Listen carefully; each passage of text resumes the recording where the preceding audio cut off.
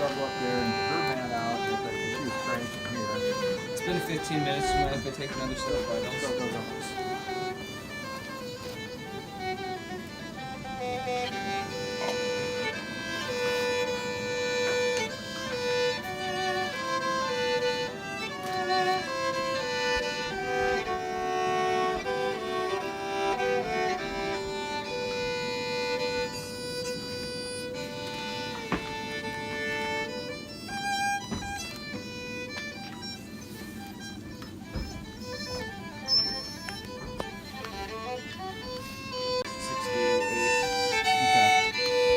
What time is it? 45? 35.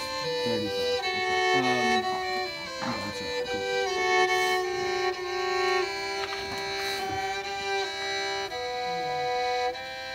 what was that?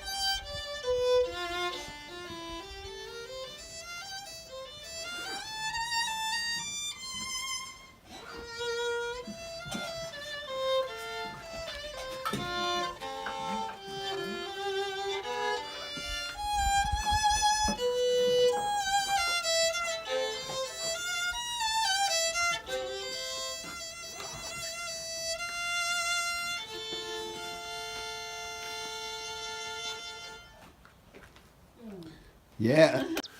Hello, good morning. It's about 7:30 and we're at the Over Mountain Shelter, which is a renovated barn, really beautiful that you've seen.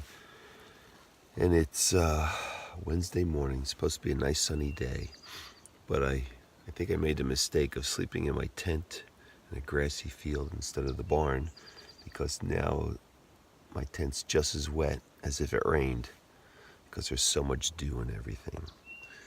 So I'm gonna wait. It'll be a slow morning until the sun comes up and dries some of this out, because it's just wet everywhere outside and even on the inside from the humidity. And I have to go into Elk Park, the hostel there, to resupply, because I thought I had about 5 days of food for only 3 days, and I'm just getting real hungry now and I'm eating a lot.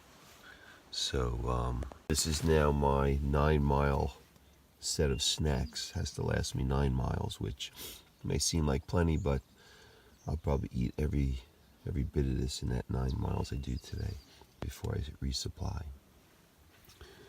So as soon as the sun comes up, I will get going.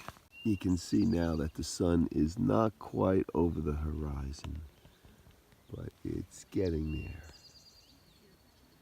So what a beautiful morning it is. Oh, it's gorgeous out. The sun, not a cloud in the sky. It's Tuesday. I'm just waiting for my tent to dry, which it should dry quick because of the dew. But while I'm waiting, I figured I'd show you one of the more modern privies that they have at this barn place. They really do a nice job on these privies. Here's one of the better privies in the area. You can see that it's very modern. It has a nice stainless steel pedestal for the seat, and it's enclosed on 3 sides, which is very good because sometimes you don't even get that. And the only problem I have is because I'm tall, my knees always stick out. They should make these a little bit longer in there. But let me give you a view from the actual privy when you're sitting on it. Oh, isn't this gorgeous? I mean, you can just, I mean, it makes going to the bathroom so pleasant when you can have this kind of scenery all around there. So anyway, I thought you'd like to see that. There's the barn over there. All right, I'm almost at the top of Hump Mountain, Bald. It's really a nice one. I took a bunch of pictures on the way up, and you can see right down there, that's Rowan, where we're probably gonna hitch into and resupply maybe, or actually more to eat. I'm really hungry, and resupply also.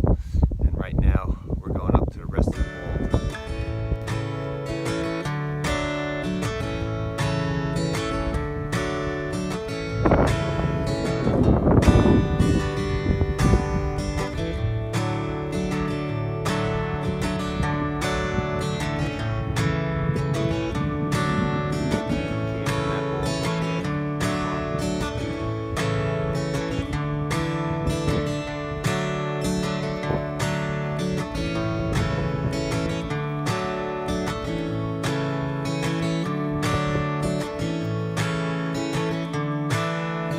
Climb was a lot steeper than we thought. Wow, but it's really nice up here.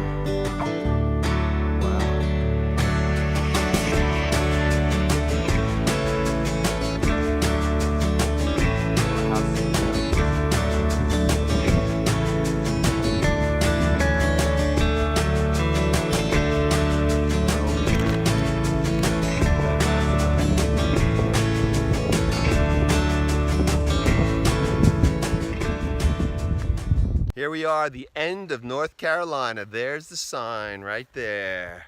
We finished our second state. Even though we've been in Tennessee a little bit, this is the second state we're gonna finish. Then we go into Tennessee for a short while, and then Virginia.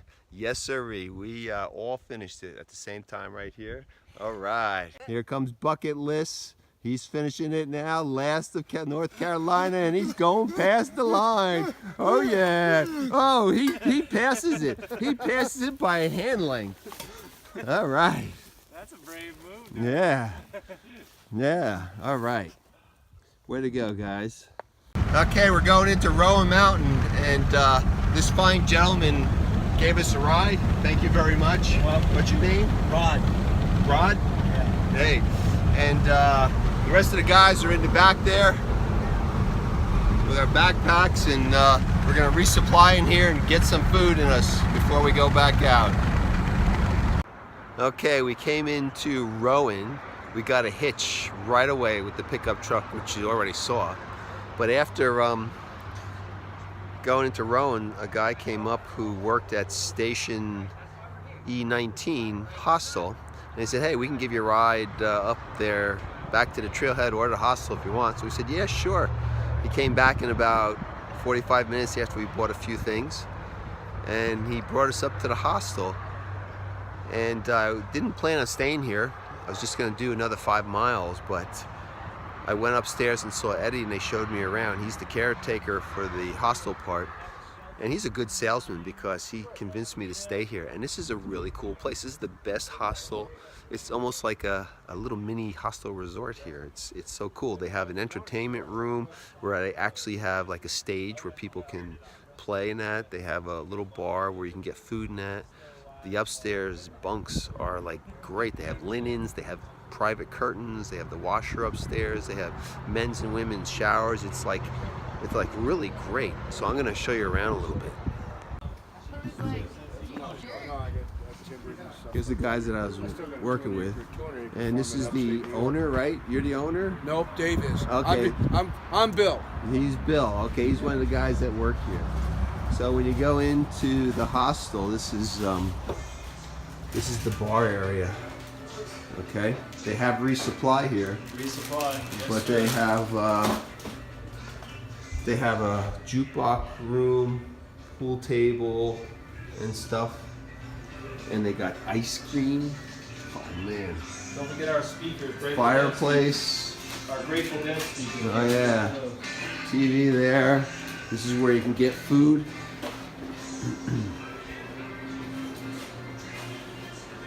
Then when you go down here, this is where they have their entertainment center.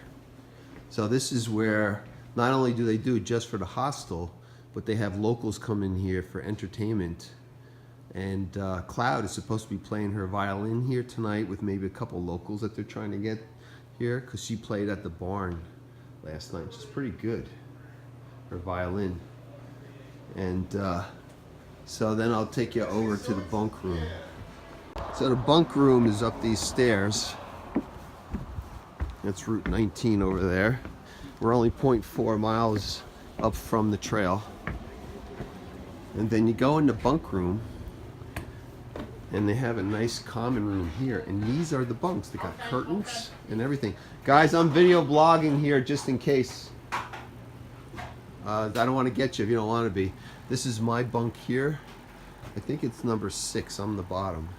They have quilts on them. They give you linens, pillowcase, and then those clothes over there you can wear, whatever fits you, while you're doing your laundry.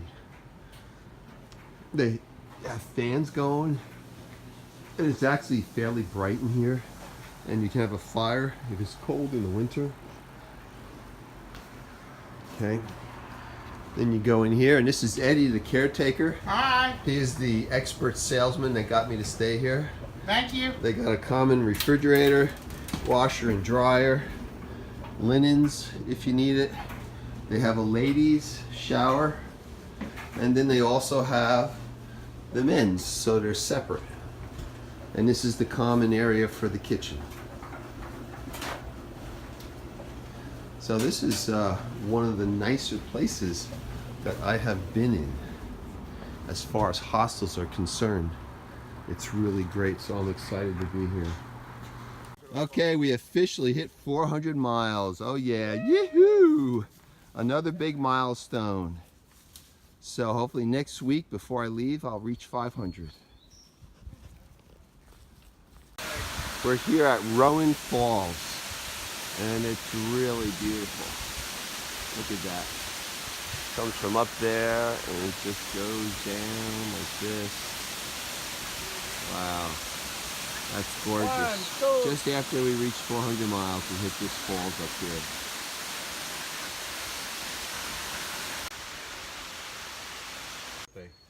Yeah, it's, what is it, Thursday? Huh? Thursday? Today? Yeah. Thursday, Yeah. Oh, are you trying to get a selfie? No, it's all right. I'm just vlogging a little bit. This is a 100-year-old barn, and years ago, probably hikers would actually stay in here. But right now, it's the floor is not too sturdy right now. It's kind of beat up, but it's even listed in the AWOL book. So we're coming down into, is it Hamilton? Hampton. So I'm going to resupply there for the next 3 days into Damascus. But this is the barn. We just came out of Black Bear Hostel to resupply further down on this beautiful river and come across this bridge. And right here, we just have these sheer rock walls. Wow, this is so cool up here.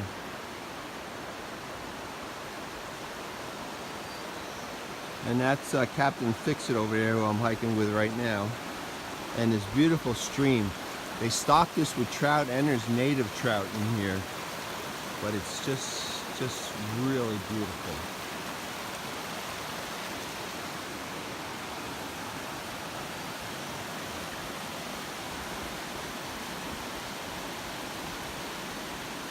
This is gorgeous.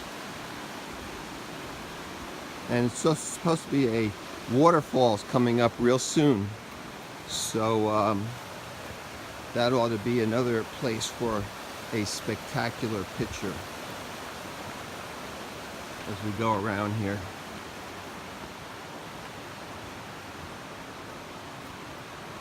So there's Captain Fix-It going before me. This goes down to the river here, all these stairs, to leading down to where the falls is, which is supposed to be really beautiful. This has been a spectacular view here. And we got the mountains and we're in this gorge, or whatever you call it, with the river. But I just have to be really careful going down these steps. I don't want to trip and fall off the edge there. But it's just really pretty, and it's worth showing you this. It's really nice. What a beautiful place in Tennessee. Again, this is that river where they both stock it, and there's native trout here. Guy we were talking to came down from Kentucky just to fish here, because he says up in the mountains here is where they have the cold water that the trout can survive through the summer. This cold mountain water. Yeehaw! Okay, we're still coming down, but look at this beautiful stream. Oh gosh, this is so beautiful. And look at that waterfalls. So we're gonna continue climbing right down here where that is. I just dropped my pack so I can take some better video and get up there for some pictures. But this is really spectacular. Look at that, that is gorgeous. There's a beautiful stream here. The thing is though, when you walk down to see the falls, gotta walk back up again. But still, I can see hikers in the middle of the summer just swimming right over there. Wow, this is great. So during high water times, flood times, you can see the trail comes right down here, water level. So they have a bypass because this is all flooded here, and you could actually, they say people have drowned from coming down here during high water. This is all submerged. But also, the trail goes, there's the blaze. See, we're right here. We walk along those rocks, there's the blaze, and we have to skirt that rock face there as we go around the river, which that's going to be really cool.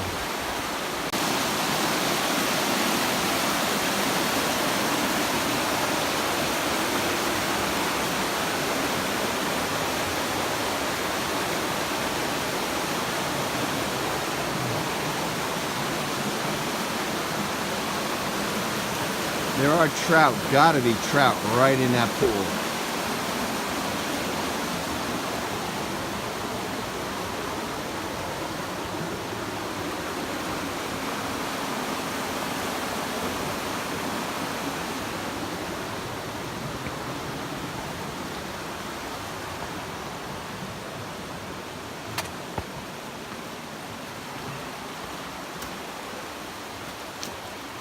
And there's where we leave to go up again. I did 15 roughly miles today, so we're here at the Boots Off hostel. Wasn't planning on staying here, but to find a place to camp, it's about at least another 5 miles, and I wasn't ready to do that. Taking it easy because my calves and that were sore yesterday. My shin's starting to feel better, and I didn't want to push it to 20. And to go around this lake here, there's a lot of parks in there, but there's no camping at all until you get back up on the trail away from all this civilization. So we're at the Boots Off here, but instead of staying in the hostel, I set up my tent. I paid $12 for a tent site and set my tent up, which also included a shower, so that's nice. And then I shared a laundry load with Captain Fix-It, who I've been hiking with for the last day and a half. Really nice guy. And so I feel nice and clean for almost 2 days in a row. It's really nice. We lucked out really well because the didn't rain much. It was supposed to rain most of the day and it didn't, so it was great. And there's a 50% chance that it's going to rain early in the morning, like around 2 to 4. So hopefully it won't. Yeah, 50% is half and half. So if it doesn't rain, we'll be in good shape. And then I think tomorrow is supposed to be pretty nice out. So I should be in Damascus, hopefully walking in there late Sunday, which would be a good thing. That's a well-known town for hikers.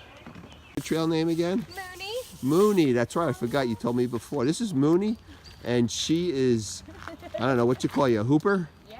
Yeah. She learned how to do this. She's got an art company where she does productions and that, besides being a nurse. And can you believe she's actually 35?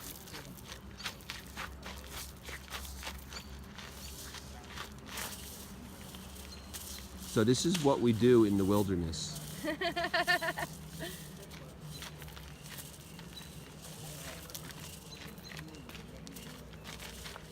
How's that? That was great. The coordination is phenomenal. Thank you.